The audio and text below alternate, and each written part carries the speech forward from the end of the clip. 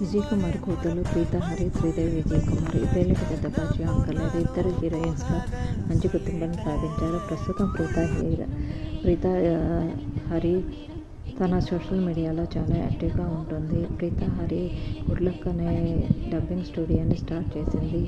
అవి బాగా సక్సెస్ అయ్యాయి. ప్రస్తుతం మూడవది గుడ్ లక్ స్టూడియోని ఓపెన్ చేసి ఆ వీడియోని తన సోషల్ మీడియా ద్వారా షేర్ చేసింది. ప్రీత హరి తన కట్టుబొట్టుతో అందరినీ ఆకట్టుకోవడమే కాకుండా బిజినెస్ రంగంలో కూడా మంచి క్రేజ్ సంపాదించింది.